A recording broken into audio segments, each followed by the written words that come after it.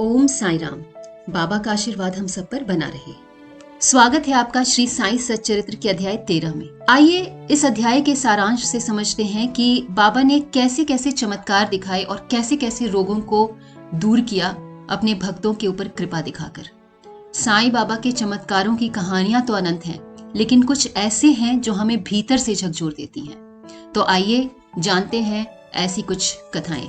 भीमाजी पाटिल नाम के एक व्यक्ति थे। उन्हें टीबी रोग हो गया था। साल 1909 की बात है।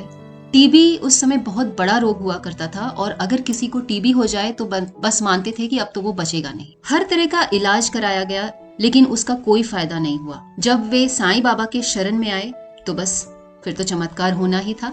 बाबा ने कहा, चिंता मत करो, यह मस्जिद का फकीर बहुत दयालु है।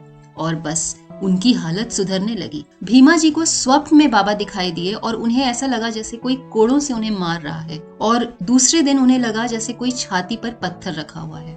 और ये दो स्वप्न आए उन्हें, और उसके बाद उनका रोग समाप्त हो गया।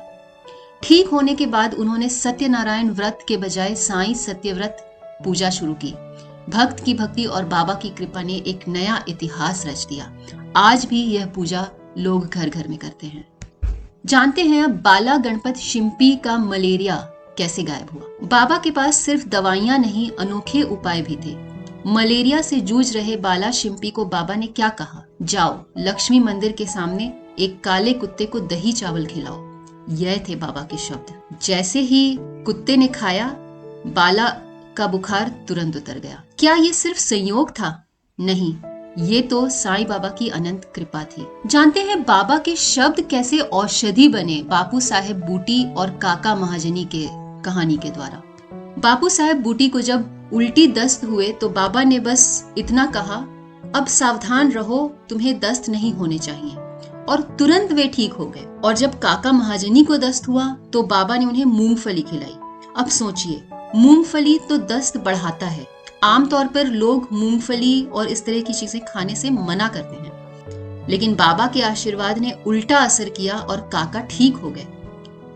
साईं बाबा के चमत्कार तो हमारी समझ के परे हैं। आलंदी के स्वामी का कान दर्द जो किसी से ठीक नहीं हो रहा था, बाबा ने बस इतना कहा, अल्लाह अच्छा करेगा, और बिना किसी इलाज के वे ठीक हो गए। एक भक्त नाना साहेब चांदोरकर, उन्हें पेट दर्द हुआ और बाबा के कहने पर उन्होंने घी बर्फी खाई और उनका पेट दर्द ठीक हो गया। बाबा के ऐसे ऐसे इलाज आम आदमी के समझ के तो परे था। ऐसे लगता था जैसे बाबा के शब्द ही औषधि थे। तो दोस्तों, इन सारी घटनाओं से हमें क्या सीख मिलती है? यही कि अगर भक्ति सच्ची हो तो बाबा हर मुश्किल को आसान कर सकते हैं। श्रद्धा और सबूरी, यही थी बाबा की सच्ची शिक्षा। आशा करते हैं कि ये सरल शब्दों में जो हम श्री साईं सच्चरित्र को आपके सामने ला रहे हैं, आपको बेहद पसंद आ रहा होगा। तो जल्दी से इसे अपने साईं भक्त दोस्तों से शेयर करिए, और अभी तक अगर आपने चैनल को सब्सक्राइब नहीं किया तो अब कर दीजिए, और लाइक और कमेंट में जरूर लिखिए कि आपके क्या अनुभव हैं, और ओम साई राम तो लिखना भूलिएगा ही मत। ओम साई राम।